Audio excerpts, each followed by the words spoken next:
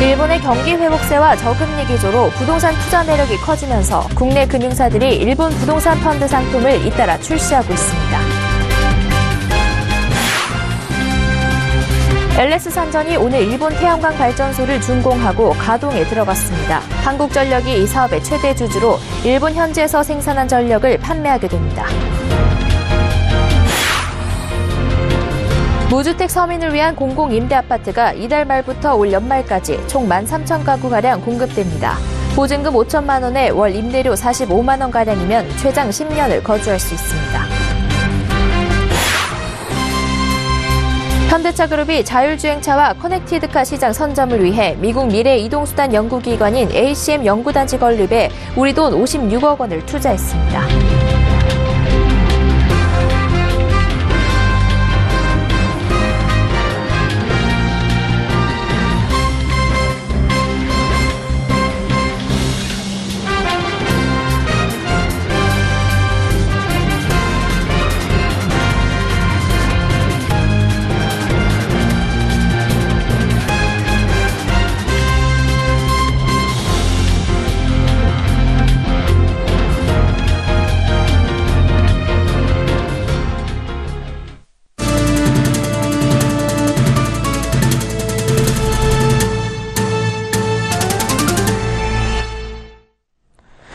시청자 여러분 안녕하십니까? 센 경제 현장 양한나입니다. 국내 증권사와 자산운용사들이 잇따라 일본 부동산에 투자하는 펀드 상품을 출시하고 있습니다. 일본의 경기 회복세와 저금리 기조가 매력으로 작용하면서 안정성이 높은 부동산에 관심이 쏠리고 있는 모습입니다. 김성훈 기자가 보도합니다. 한국투자신탁운용은 올 하반기 일본 도쿄 오피스에 투자하는 공모펀드를 잇따라 출시했습니다. 지난달에는 도쿄 아리아케 지역에 위치한 아리아케 센트럴타워에 투자하는 660억 원 규모의 공모형 부동산 펀드를 판매했고 이달 말에는 도쿄의 중소형 오피스 오카토 상사 빌딩에 투자하는 공모펀드를 내놨습니다. 국내에서 펀드로 모집된 약 283억 원의 일본 현지에서 저금리로 대출한 금액을 더해 총 593억 원 규모로 오피스에 투자하는 펀드입니다. KTB 자산운용도 최근 일본 야마구치 호우시에 있는 복합 쇼핑몰 이온타운 쇼핑센터를 500억 원에 사들였습니다. 목표 수익률은 8% 수준이며 하나금융투자와 하나생명이 230억 원을 투자했고 현지 대출로 나머지 270억 원을 조달할 계획입니다. 증권사 중에서는 유진투자증권이 내년 초 일본 도쿄 지역 빌딩에 투자하는 부동산 펀드를 출시하기 위해 최근 현지 부동산 컨설팅사와 자문 계약을 체결했습니다. NH투자증권도 지난 4월 JR자산운용과 손잡고 3,500억 원 규모의 실사이드 TS타워를 인수했습니다. 국내 증권사와 자산운용사들이 이처럼 일본 부동산 투자에 뛰어드는 것은 일본 경기가 회복세를 보이고 있고 일본의 저금리 기조가 큰 매력으로 작용하고 있기 때문입니다. 일본의 대출금리는 현재 1%대로 부동산 매입자금 조달에 대한 부담이 상대적으로 적습니다. 특히 도쿄의 경우 도시재생사업계획과 2020년 도쿄올림픽 등으로 투자 매력이 더욱 커지고 있는 상황입니다. 다만 일각에서는 일본 부동산 가격이 비싼 편이고 경기 회복세가 이미 반영돼 수익률이 그리 크지 않을 것이라는 우려도 나옵니다. 서울경제TV 김성훈입니다. LS산전이 오늘 일본에서 태양광 발전소를 준공하고 가동에 들어갔습니다. 한국전력이 이 사업의 최대 주주로서 일본 현지에서 발전된 전력을 판매하게 됩니다. LS산전은 한국전력으로부터 발전소의 운영과 보수를 20년간 위임받아 태양광 발전소를 가동하게 됩니다. 우리보다 태양광 발전이 앞선 것으로 평가받는 일본에서 LS전선이 자체 기술력으로 준공한 소식을 김상용 기자가 전해드립니다. LS산전이 한국전력공사와 손잡고 일본 홋카이도에서 추진한 일본 최대 규모의 태양광 발전소가 오늘 완공됐습니다.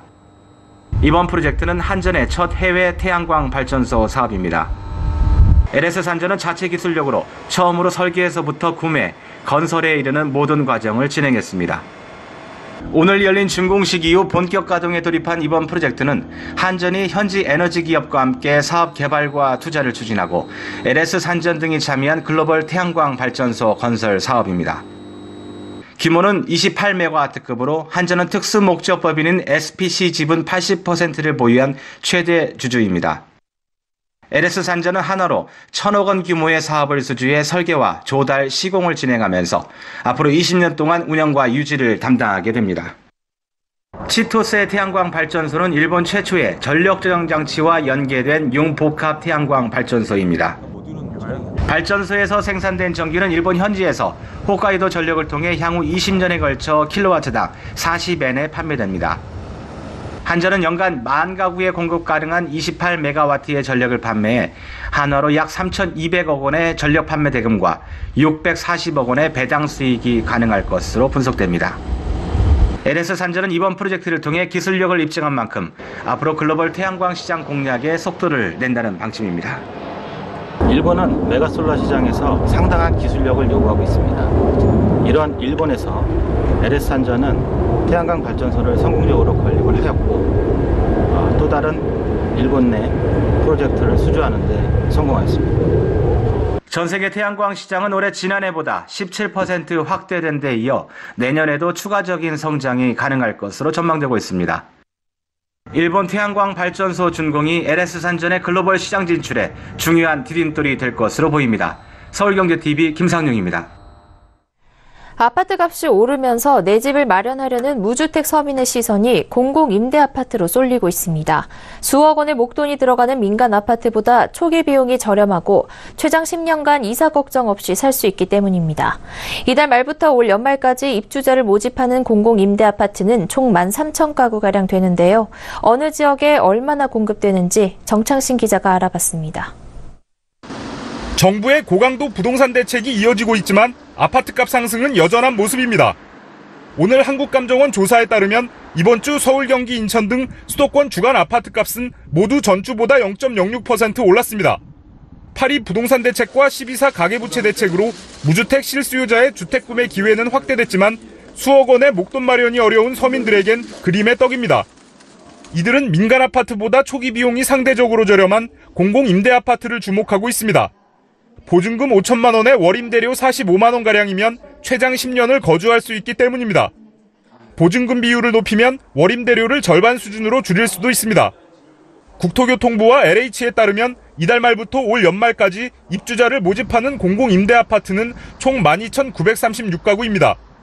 신혼부부와 사회초년생 등 젊은 층을 대상으로 모집하는 행복주택은 오는 12월 경기 양주 옥정 1,500가구, 고양지축 890가구 등 총 6,464가구가 공급됩니다. 결혼 5년 이내 신혼부부의 경우 무주택자면서 월평균 소득 약 488만 원 이하면 입주 가능합니다. 10년 공공임대아파트는 이달 말 경기 하남 가밀 669가구를 시작으로 내달 파주 운정 748가구 등 총 5,998가구 입주자를 모집합니다. 무주택자면서 토지 등 부동산 2억 1,550만 원 이하, 보유자동차 2,825만 원 이하여야 합니다. 이 밖에 내달 전북 전주에 영구임대아파트 296가구가 공급되고 경기 수원 용인 등 매입임대 178가구가 입주자를 모집합니다. 서울경제TV 정창신입니다. 현대차그룹이 미래 자동차 시장의 두 축으로 불리는 자율주행차와 커넥티드카 시장 선점에 사활을 걸고 있습니다. 미국 미래 이동수단 연구기관인 ACM 연구단지 건립에 우리나라 돈 약 56억 원을 투자하고 나섰습니다. 김혜영 기자입니다. 현대차가 미래차 기술 확보에 박차를 가하고 있습니다. 미국의 미래 이동수단 연구기관인 ACM 연구단지 건립에 우리나라 돈 약 56억 원을 투자하기로 한 겁니다. ACM은 미국 미시간주 정부를 중심으로 미시간 주립대학, 완성차, 통신업체 등이 동참해 자율주행과 커넥티드카 기술 개발, 성능 개선, 양산 표준화를 목적으로 연구를 진행하는 미국 연방정부 공인 산학협력기관입니다. 연구단지에는 실제 도로 환경을 완벽히 재현한 자율주행 시험장과 양산 제품 검증을 위한 고속주행 시험도로 등 최첨단 통신 네트워크 환경이 구축됩니다. 현대차그룹은 이를 기반으로 자율주행과 커넥티드카 분야의 기술적 완성도와 신뢰성을 높여나갈 계획입니다. 이번 투자에는 전략적 판단도 깔려 있습니다. 미국 정부가 고인하는 ACM의 창립 멤버 자격으로 미국 자동차 시장 내 자율주행 기술 표준화와 제한 협의 과정에도 참여할 수 있기 때문입니다. 미래차 기술 확보를 위한 행보는 이뿐만이 아닙니다. 현대차는 지난 9월 커넥티드카 서비스 기반을 다지기 위해 중국 구이저우성에 중국 빅데이터 센터를 개관했습니다. 지난 8월에는 경기도 화성시에 자율주행 시범도로도 구축했습니다. 14km의 짧은 구간이지만 연구소가 아니라 일반 차량과 함께 달리는 실제 도로에서 검증에 나선 겁니다. 자율주행차와 커넥티드카 등 자동차 시장의 미래 먹거리 선점을 위해 가속 페달을 밟은 현대차그룹. 다음 행보가 주목됩니다. 서울경제TV 김혜영입니다. 손해보험협회에 따르면 올 상반기 기준 고객이 보험가입 후 취소하는 청약철회 비율이 가장 낮은 손보사는 MG손해보험이었습니다. 가입 전후 상품 정보가 다르거나 실망한 고객들로부터 가입 취소를 당한 경우가 가장 적었다는 얘긴데요. 특히 MG손보의 청약철회 비율은 지난 1년 새 절반 이상 줄어 현격이 개선되는 모습을 보였습니다. 정홍규 기자가 취재했습니다. MG손해보험의 올 상반기 신규 계약 대비 청약철회 비율은 2.62%로 업계 최저 수준을 기록했습니다. 청약철회는 보험 가입 후 한 달 내 취소해 가입자가 보험료를 돌려받을 수 있는 제도입니다. 이 비중이 낮다는 것은 보험사가 그만큼 상품 설명에 충실해 불안전 판매를 하지 않았고 가입 후 실망한 고객이 적었다는 얘기입니다. 특히 MG손보는 최근 1년 새 이 비중이 급격히 낮아졌습니다. 지난해 상반기까지만 해도 청약철회 비율이 6.06%에 달해 업계 평균만도 못했습니다. 이후 반년 만에 업계 평균 수준을 맞췄고 올 상반기에는 철회율이 업계에서 가장 낮아졌습니다. MG손보는 영업조직에 대한 불안전 판매 방지 교육과 함께 가입 후 고객과의 소통을 강화한 것이 청약철회 비율 개선으로 이어졌다고 설명합니다. 통상 보험사들은 가입 고객에게 본사 해피쿨 전문 직원이 전화해 충분한 설명을 들었는지 가입 과정에 불편한 점은 없었는지 등을 묻습니다. MG손보는 여기서 더 나아가 현장 관리자인 각 지점장이 직접 전화해 고객과 소통하고 있습니다. MG손보 관계자는 해피쿨 전문 직원보다 관리자와 통화를 한번 하고 나면 이후 궁금증이 있을 때도 관리자와 직접 얘기할 수 있기 때문에 고객들이 더 신뢰하는 것 같다고 말했습니다. 한편 MG손보 다음으로 청약철회 비율이 낮은 손보사는 2.65%인 삼성화재와 2.86%인 한화손보였습니다. 반대로 가입 후 실망해 청약철회한 비율이 높은 곳은 에이스손보, AIG손보 순으로 각각 13.85%, 8.42%를 기록했습니다. 서울경제TV 정은규입니다.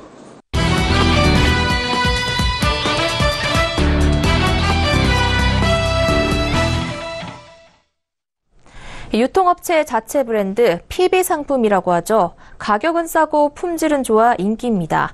기획부터 판매까지 복잡하던 과정을 생략해 비용을 확 줄인 덕분이긴 한데 한편에선 유통업체의 배만 불린다는 비판도 나오고 있습니다. 경제산업부 이보경 기자와 PB 상품 현황을 짚어보겠습니다. 안녕하세요. 안녕하세요. 네, 최근 PB 상품들이 인기라고 하는데요. 어떤 점들이 소비자들의 눈길을 끌고 있는 겁니까? 네. PB 상품들은 가성비를 무기로 인기를 끌고 있는데요. 한 대형마트가 파는 PB 상품입니다. 이 크리스피롤 미니라는 제품인데 한 봉에 2,000원입니다. 낮게 포장하던 제품을 한 봉지에 담아서 포장 단가를 낮췄고요. 또 먹기도 간편하게 만든 덕에 출시하자마자 9개월간 팔 9만 개 물량이 동이 났고 지금까지 60만 봉 이상 팔렸습니다. 이 1,000개에 10,000원밖에 안 하는 종이컵, 또 1리터 우유팩 2개를 묶어서 3,000원에 파는 1등급 우유 등 정말 싸고 품질 좋은 제품들이 많습니다. 이 가성비를 무기로 해서 PB 상품이 전성시대를 맞고 있는 건데요. 이렇게 PB 상품들이 인기를 끌자 백화점과 대형마트, 편의점에서 이커머스에 이르기까지 거의 모든 유통업체가 현재 PB 상품들을 선보이고 있습니다. 또 품목도 생필품뿐만 아니라 프리미엄 패션과 뷰티, 가전에까지 다양하게 나타나고 있습니다. 네, 이렇게 PB 제품들이 인기몰이를 하다 보니 유통업체들 간의 PB 경쟁도 치열하다고요? 네, 그렇습니다. PB 상품을 출시하면 매출이 느는 것도 좋지만 다른 유통업체와 차별화되는 점이 되기 때문에 이 충성도를 높이는 데도 도움이 됩니다. 예를 들어서 예전에는 CU나 GS25나 비슷한 물건을 팔기 때문에 가까운 편의점을 가자라는 사람들이 많았던 반면에 최근에는 백종원 도시락을 먹으러 CU를 찾아가고 해리 도시락을 먹기 위해서 세븐일레븐을 찾아가는 식의 효과가 생기는 겁니다. 이 때문에 이마트와 롯데마트 같은 대형 마트를 비롯해서 편의점과 이커머스에 이르기까지 최근 치열한 PB 경쟁을 펼치고 있는데요.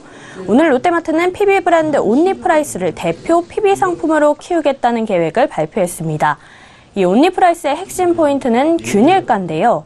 990원, 9,900원 등 가격 눈속임 없이 1,000원 단위로 가격을 책정했습니다. 또 포장의 가격을 표시해서 균일가라는 것을 강조했는데요. 이 연중 할인이나 행사 품목에 포함되지 않고 연중 동일한 가격에 판매해서 가격 신뢰를 높이겠다는 겁니다. 또 PB 중 가장 대표적인 브랜드는 이마트의 피코크와 노브랜드인데요. 이 노브랜드는 지난해에 1,900억 원의 매출 성과를 냈고 지난해 8월부터는 노브랜드 제품만 판매하는 노브랜드 전문점까지 선보였습니다. 또 간편식을 중심으로 하는 피코크도 지난해 매출 1,900억 원으로 성장을 했는데요. 이마트는 장기적으로 피코크를 대한민국 대표 고급 식품 브랜드로까지 키운다는 방침입니다.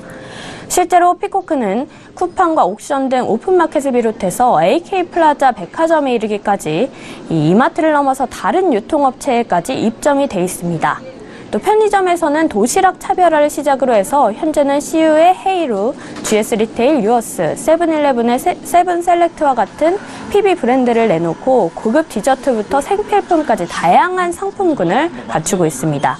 또 쿠팡은 탐사라는 PB를 내놓고 이 생수, 티슈 등 생필품 부문에서 높은 판매 실적을 얻고 있고요. 또 이베이는 한복, 데님 팬츠 등 이 패션 브랜드 PB 론칭을 고려하고 있는 것으로 알려졌습니다.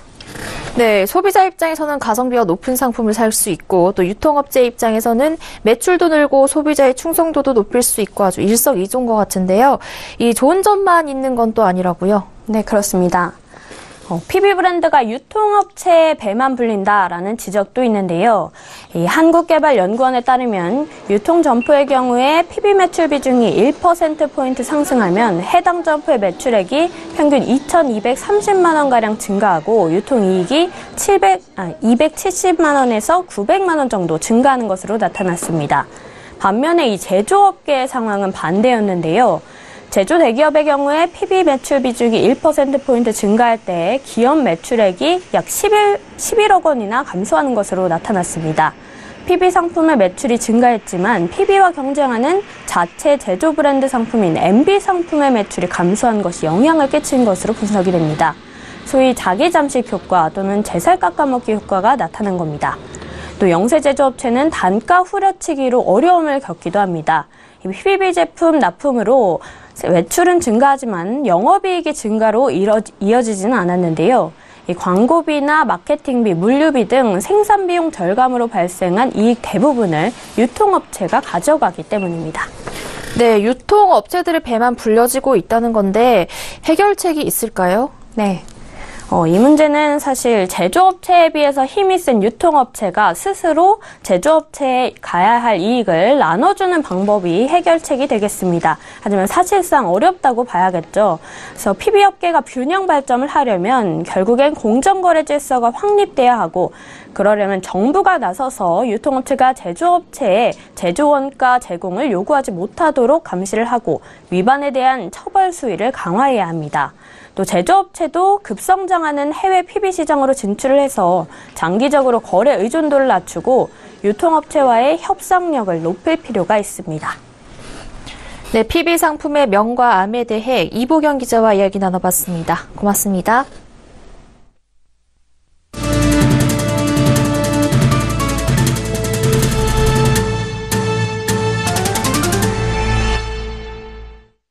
오늘 현대차와 포스코, LG전자 등이 3분기 실적을 발표했습니다. 현대차의 경우 지난 3분기 매출액과 영업이익으로 각각 24조 2,013억 원과 1조 1,042억 원을 기록했습니다. 작년 같은 기간과 비교할 때 매출은 9.6%, 영업이익은 12.7% 늘어난 수준입니다. 3분기 매출과 영업이익이 작년보다 늘어났지만 작년 3분기에 벌어진 장기간의 파업 등을 감안할 때 사실상 감소한 셈입니다. 순이익 역시 지분법을 통해 반영된 중국 법인 실적으로 작년보다 16.1% 감소한 9,392억 원에 그쳤습니다. 포스코는 지난 3분기 연결 매출액이 작년 같은 기간보다 0.6% 증가한 15조 361억 원, 영업이익은 15% 늘어난 1조 1,257억 원, 순이익은 71%나 급증한 9,066억 원을 기록했습니다. 중국의 스테인리스 스틸 생산법인의 영업이익이 작년보다 5배 이상 증가하고 인도네시아 일관 제철소의 영업이익이 흑자로 전환된 데 따른 것으로 분석됩니다. LG전자는 연결 기준 매출액이 작년보다 15.1% 늘어난 15조 2,241억 원, 영업이익은 82% 급증한 5,161억 원에 달했습니다. 프리미엄 TV와 생활가전의 판매 증가에 따른 실적 호전으로 분석됩니다. 한국경제가 3분기 깜짝 성적표를 냈습니다. 한국은행이 3분기 실질 국내 총생산을 집계한 결과 2분기보다 1.4% 증가했습니다. 7년여 만에 가장 높은 성장률로 시장 예상치를 훌쩍 뛰어넘었습니다. 3분기 깜짝 성장은 수출이 이끌었습니다. 수출은 2분기보다 6.1% 늘면서 6년 반 만에 가장 높은 증가율을 보였습니다. 정부 소비 증가율도 2.3% 늘어 5년여 만에 가장 컸습니다. 추경 예산 집행과 일자리 사업 추진 영향이 큰 것으로 풀이됩니다. 이로써 정부와 한국은행이 전망한 연간 3% 성장률은 무난하게 달성할 것으로 보입니다. 올 들어 3분기까지 성장률이 3.1%로 이미 전망치를 넘어섰기 때문입니다.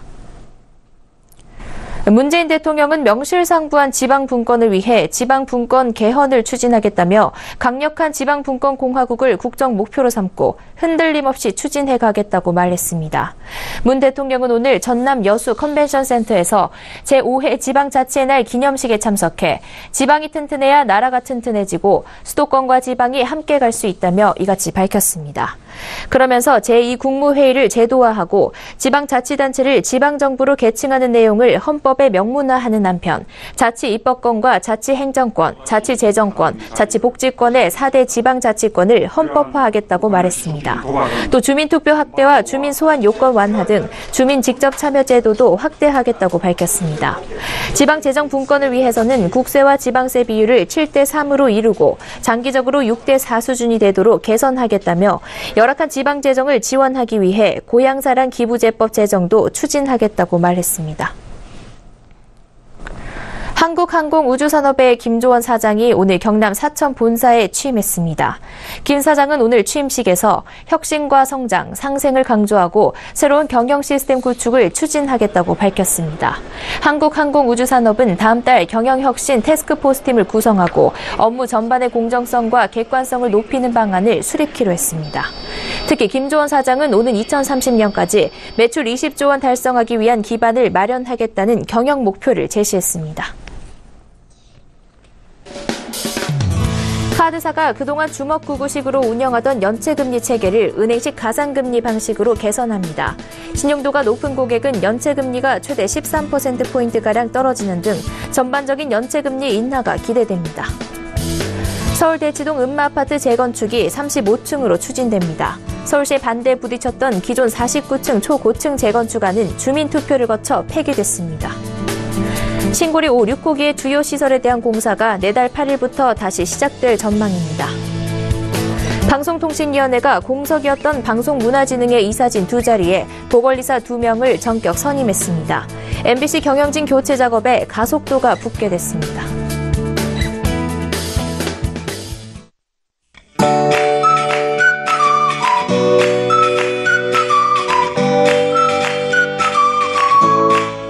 안녕하세요. K웨더 라이프스타일 예보 윤지향입니다. 오늘 대부분 지방에 구름이 가득한 가운데 수도권과 충청 일부 지역의 미세먼지 농도가 한때 나쁨 수준까지 올랐는데요. 하지만 남해안 지방은 대체로 맑은 하늘이 이어졌습니다. 사진으로 만나는 전남 보성은 맑은 하늘이 노란 들판과 어우러져 있어 가을의 정취를 듬뿍 느낄 수 있습니다. 금요일인 내일은 전국에 맑은 하늘이 드러나겠습니다. 아침 저녁으로는 쌀쌀하지만 한낮엔 20도를 웃도는 곳이 많아 온화하겠습니다. 다만 내일 아침까지 내륙을 중심으로 안개 끼는 곳이 많겠습니다. 내일 미세먼지 농도입니다. 환경부 기준으로 강원 영동을 제외한 전국에서 한때 나쁨 단계를 보이겠는데요. WHO 권고 기준으로는 나쁨 단계에 해당되겠습니다. 대기가 안정된 가운데 국내에서 발생한 대기 오염 물질이 정체하기 때문인데요. 호흡기 관리에 신경 쓰시기 바랍니다.